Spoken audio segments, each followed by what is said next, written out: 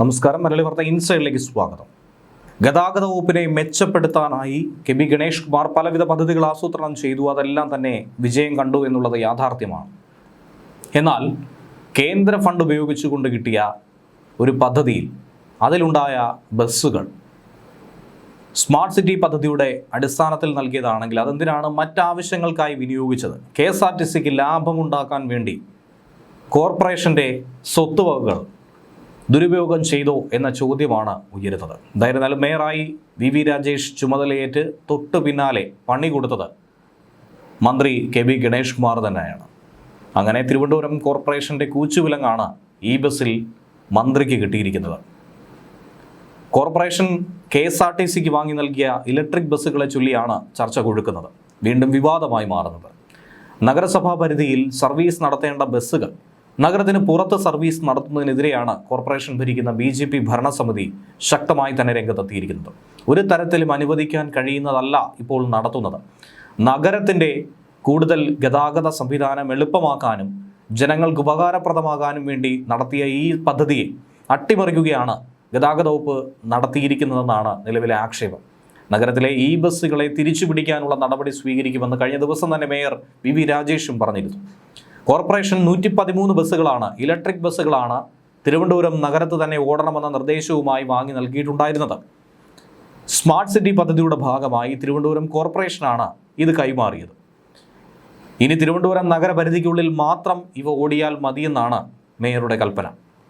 കുറഞ്ഞ നിരക്കിൽ തിരുവനന്തപുരം നഗരവാസികൾക്ക് യാത്രയൊരുക്കാൻ ലക്ഷ്യമിട്ടായിരുന്നു ഈ ബസ്സുകൾ കോർപ്പറേഷൻ നൽകിയത്. പക്ഷേ KSRTC ആകട്ടെ ആ കരാർ ലംഘിച്ച് അവരുടെ താല്പര്യത്തിനനുസരിച്ച് മറ്റു ജില്ലകളിലേക്ക് മാറ്റിയെന്നാണ് മേയറുടെ കുറ്റപ്പെടുത്തൽ. കോർപ്പറേഷനുമായിട്ടുള്ള ധാരണയ്ക്ക് വിരുദ്ധമായി KSRTC ഏകപക്ഷീയമായി നിലപാടുകൾ സ്വീകരിക്കുന്നു. ഒരു തരത്തിലും അത് അംഗീകരിക്കാൻ കഴിയില്ല എന്ന് അദ്ദേഹം വ്യക്തമാക്കിയിരിക്കുന്നു. ആദ്യം 10 രൂപ നിരക്കിലായിരുന്നു നഗരപരിധിയിൽ ഈ ബസ് ഓടിയിട്ടുണ്ടായിരുന്നത്. എത്ര ദൂരം സഞ്ചരിച്ചാലും 10 രൂപ നൽകിയാൽ മതിയാകും. അന്നത്തെ ഗതാഗത വകുപ്പ് മന്ത്രിയായിരുന്ന ആന്റണി രാജു ഈ 10-ൽ നിന്നും 5-ലേക്ക് കുറയ്ക്കാൻ സാധിക്കുമോ എന്ന ചിന്തയടക്കം അന്ന് മുന്നോട്ട് വെച്ചിരുന്നു. ആകെ നഷ്ടത്തിലായി പൊളിഞ്ഞു കുത്തുവാള എടുത്തിരിക്കുന്ന KSRTCക്ക് അതിലും കുറഞ്ഞ റേറ്റിൽ ഓടാൻ കഴിയില്ല എന്ന് പിന്നീട് വ്യക്തമാക്കി. ശേഷം പുതിയ പരിഷ്കരണം കൊണ്ടുവന്നു. ടിക്കറ്റ് റേറ്റും കുത്തനെ ഉയർത്തി. സ്മാർട്ട് സിറ്റിയുടെ ഭാഗമായി കേന്ദ്ര സർക്കാർ കോർപ്പറേഷന് കൊടുത്ത ഈ ബസ്സുകൾ നഗരപരിധിക്ക് പുറത്തേക്ക് സർവീസ് നടത്തുന്നുണ്ടോ എന്നുള്ളത് പരിശോധിക്കണമെന്നും KSRTCയുടെ ലാഭവും നഷ്ടവും ഒന്നും കോർപ്പറേഷൻ അല്ല നോക്കേണ്ടത്, അത് അവരുടെ ഉത്തരവാദിത്തമാണെന്നാണ് വി രാജേഷ് പറയുന്നത്. പൊതുഗതാഗത സംവിധാനങ്ങൾ ഇല്ലായിരുന്ന സ്ഥലങ്ങൾ കൂടി ഉൾപ്പെടുത്തി ഓഫീസുകൾ, ആശുപത്രികൾ, വിനോദസഞ്ചാര കേന്ദ്രങ്ങൾ തുടങ്ങിയവയെ ബന്ധിപ്പിച്ചുകൊണ്ടായിരുന്നു സിറ്റി സർക്കുലർ ബസ്സുകൾ ആരംഭിച്ചത്. 10 രൂപ നിരക്കിൽ ആദ്യം ഈ ബസ് ഓടി. നിരവധി ആളുകളാണ് ഈ ബസ്സിനെ ആശ്രയിച്ചത്. നഗരപരിധിയിൽ പല രീതിയിലുള്ള ബസ്സുകൾ ഓടുന്നുണ്ടെങ്കിൽ പോലും ഈ കുഞ്ഞൻ ബസ്സുകൾ ജനങ്ങൾക്കേറെ പ്രിയങ്കരമായി മാറി. അങ്ങനെ 113 ഇലക്ട്രിക് ബസ്സുകളാണ് സിറ്റി സർക്കുലറിൽ ഉണ്ടായിരുന്നത്. ഈ ബസ്സുകൾ നഗരത്തിൽ തന്നെ സർവീസ് നടത്തണമെന്ന് KSRTC കോർപ്പറേഷനുമായി കരാർ വെച്ചിരുന്നു. ആ കരാറാണ് ഗതാഗത വകുപ്പ് മന്ത്രി കെ.ബി. ഗണേഷ് കുമാറിൻ്റെ പരിഷ്കരണത്തിൻ്റെ ഭാഗമായി ലംഘിച്ചത്. ബസ്സുകളാകട്ടെ മറ്റിടങ്ങളിലേക്ക് സർവീസ് നടത്തി തുടങ്ങി. എന്തിനേറെ പറയുന്നു, തിരുവനന്തപുരം ജില്ലയ്ക്ക് പുറത്തേക്കും ഈ ബസ് പോയെന്നാണ് BJP നേതാക്കളുടെ ആരോപണം. നഗരത്തിലെ ഗതാഗത ആവശ്യങ്ങൾ ശാസ്ത്രീയമായി പഠിച്ച് അതിനുവേണ്ടി രൂപകൽപ്പന ചെയ്ത ചില റൂട്ടുകളിലേക്കാണ് ഈ സിറ്റി സർക്കുലറിന് വേണ്ടി അനുമതി കൊടുത്തത്.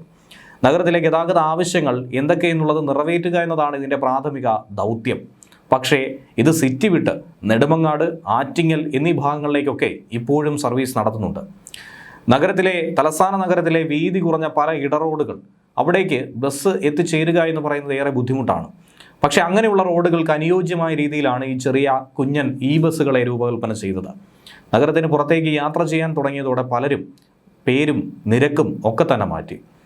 ഇപ്പോഴാകട്ടെ സിറ്റി സർക്കുലർ എന്നുള്ളത് സിറ്റി ഫാസ്റ്റ് എന്ന പേരിലാണ് നഗരത്തിന് പുറത്തേക്ക് സർവീസ് നടത്തി പോരുന്നത്. തിരുവനന്തപുരത്ത് ദിനംപ്രതി ആയിരക്കണക്കിന് ആളുകളാണ് വന്നു പോകുന്നത്. എന്തിനേറെ പറയുന്നു, നഗരത്തിലെ പ്രധാന കേന്ദ്രങ്ങളിലടക്കം ഒരുപാട് ആളുകൾ യാത്രാക്ലേശം അനുഭവിക്കുന്നുണ്ട്. അതൊക്കെ പരിഹരിക്കാൻ പറ്റിയ ഏറ്റവും നല്ലൊരു മാർഗമായിരുന്നു സിറ്റി സർക്കുലർ ബസ്. അതിനുവേണ്ടി തന്നെയാണ് കോർപ്പറേഷൻ ഈ ബസ്സുകൾ വാങ്ങിക്കൊടുത്തത്. പക്ഷേ തിരുവനന്തപുരം നഗരത്തിൽ ഓടാൻ വാങ്ങിയ ഈ ബസ്സുകൾ സിറ്റിയിൽ കാണുന്നത് ഇപ്പോൾ വളരെ കുറവാണ്. സിറ്റി റൂട്ടിൽ ഏറെ കുറച്ച് ബസ്സുകൾ മാത്രമാണ് ഇപ്പോൾ ഓടിക്കൊണ്ടിരിക്കുന്നത്. പകരം മറ്റ് റൂട്ടുകളിലേക്ക് ഓടി അതിൽ നിന്നും വൻതോതിൽ KSRTC ലാഭം കൊയ്യുന്നുവെന്ന ആക്ഷേപമാണ് ഉയരുന്നത്. ഈ ഘട്ടത്തിൽ കൂടിയാണ് കോർപ്പറേഷൻ മേയർ രാജേഷ് നിലവിൽ ശക്തമായ താക്കീത് നൽകുന്നത്. 2070 കാർബൺ ന്യൂട്രാലിറ്റി എന്ന ലക്ഷ്യം കൈവരിക്കുന്നതിന്റെ ഭാഗമായിട്ടാണ് നരേന്ദ്രമോദി സർക്കാർ തിരുവനന്തപുരത്തിന് ഈ ബസ്സുകൾ അനുവദിച്ചത്. തിരുവനന്തപുരം നഗരത്തിന് മാത്രമല്ല മറ്റു നഗരങ്ങളിലും സമാനമായി ഈ ബസ്സുകളെ കാണാൻ സാധിക്കും. ചെന്നൈയിലും ബാംഗ്ലൂരും ഡൽഹിയിലും ഒക്കെ തന്നെ ഇതേപോലെ തന്നെ ഈ ബസ്സുകളാൽ നിറഞ്ഞ കാഴ്ചയാണ് നമുക്ക് കാണാൻ സാധിക്കുന്നത്. പൊതുഗതാഗത സംവിധാനങ്ങൾ ഇല്ലാതിരുന്ന സ്ഥലങ്ങൾ കൂടി ഉൾപ്പെടുത്തി അവിടേക്ക് ജനങ്ങൾക്ക് ഉപകാരപ്രദമായ രീതിയിൽ ഈ ബസ് ഉപയോഗപ്പെടുത്തണം എന്നായിരുന്നു നിർദ്ദേശം. 10 രൂപ നിരക്കിൽ ഓടിത്തുടങ്ങിയ ഈ ബസ്സുകൾ, സിറ്റി സർക്കുലർ ബസ്സുകൾ പെട്ടെന്നായിരുന്നു ജനകീയമായത്. സിറ്റി ഫാസ്റ്റ് എന്ന രീതിയിൽ KSRTC ഇതിനെ പിന്നീട് അവതരിപ്പിച്ചത് നിരക്ക് കൂട്ടാനുള്ള മറ്റൊരു തന്ത്രമായിരുന്നു എന്ന ആക്ഷേപവും ഇതോടൊപ്പം തന്നെ ഉയരുന്നുണ്ട്. ഈ ബസ്സുകളുടെ പ്രവർത്തന ചെലവ് കുറവായതുകൊണ്ട് തന്നെ യാത്രാ നിരക്ക് കുറച്ച് സർവീസ് നടത്താൻ കഴിയും. സാധാരണ ഡീസൽ ബസ്സുകളിൽ കിലോമീറ്റർ പരമാവധി 5 വരെയാണ് ലഭിക്കുന്നത് 1 ലിറ്റർ ഡീസലിന്. എന്നാൽ ഈ ബസ്സുകളിലാകട്ടെ അത് വലിയ തോതിൽ നേട്ടമുണ്ടാകുന്നുണ്ട്. കുറഞ്ഞ മെയിൻ്റനൻസ് ചിലവ് അടക്കമുള്ളതുകൊണ്ട് ഈ ബസ്സുകൾ കൂടുതൽ ലാഭത്തിലോടാനും ജനങ്ങൾക്ക് ലാഭത്തിൽ യാത്ര ചെയ്യാനും സാധിക്കുന്ന ഒന്നായിരുന്നു.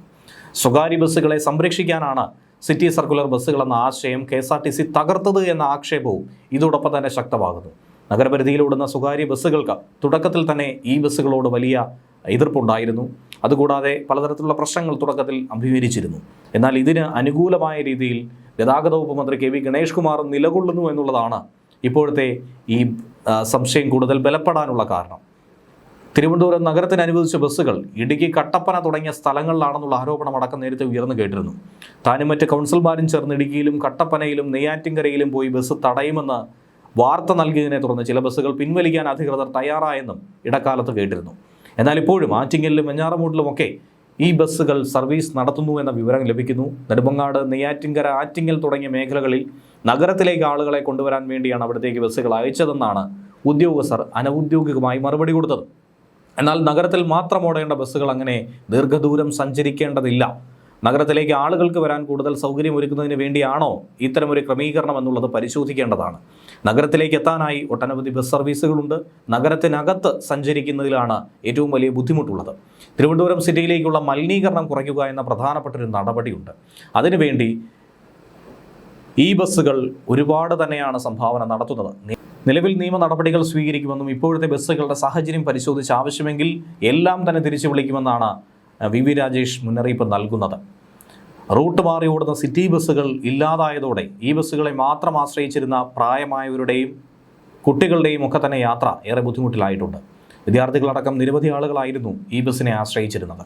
മുൻ ഭരണസമിതി ഇതിനെതിരെ രംഗത്ത് വന്നെങ്കിലും കാര്യമായ മാറ്റമൊന്നും അന്ന് കൊണ്ടുവരാൻ കഴിഞ്ഞിരുന്നില്ല.